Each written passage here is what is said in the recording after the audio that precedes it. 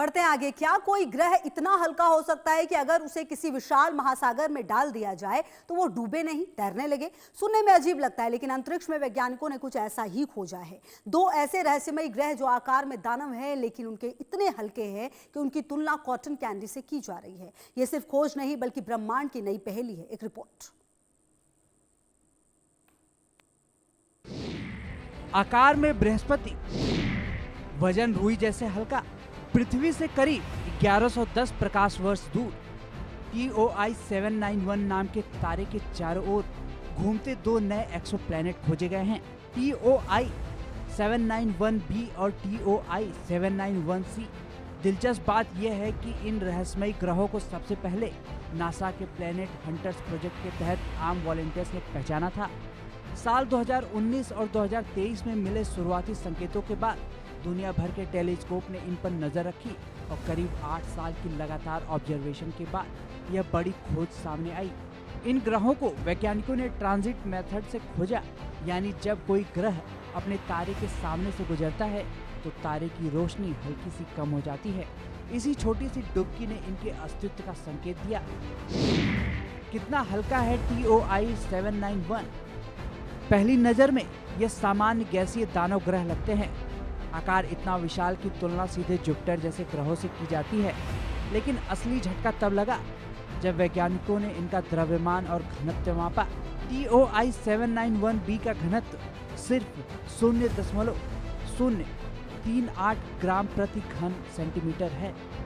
TOI 791c का घनत्व सिर्फ 0.047 ग्राम प्रति घन सेंटीमीटर।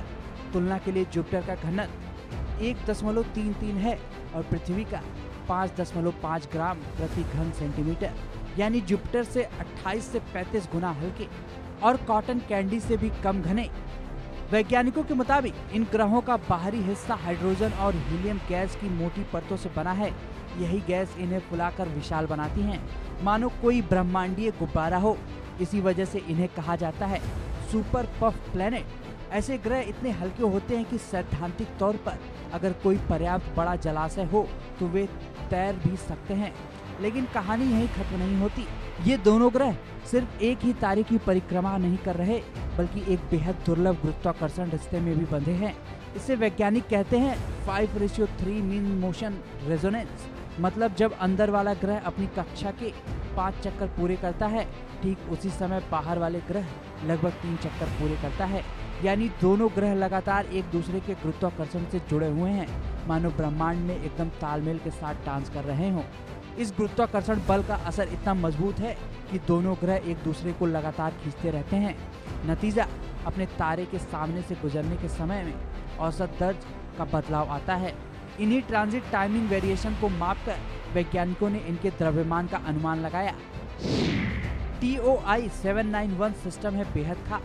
अब तक ब्रह्मांड में सिर्फ 4 ऐसे सिस्टम ज्ञात हैं: केपलर 51, केपलर 79, केपलर 87, WASP 47, जहां एक से ज्यादा सुपर पफ ग्रह मौजूद हैं।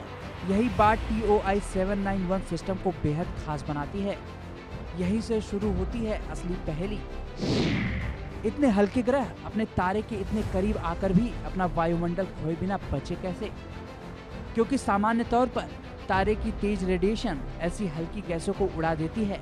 वैज्ञानिकों का अनुमान है कि यह ग्रह पहले तारे से बहुत दूर बने होंगे, फिर लाखों करोड़ों वर्षों में धीरे धीरे अंदर की ओर खिसक आए।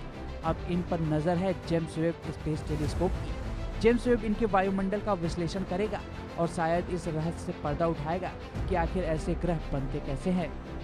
हर नई खोज ब्रह्मांड की किताब का एक नया पन्ना खोलती है, लेकिन यह खोज एक चेतावनी भी है।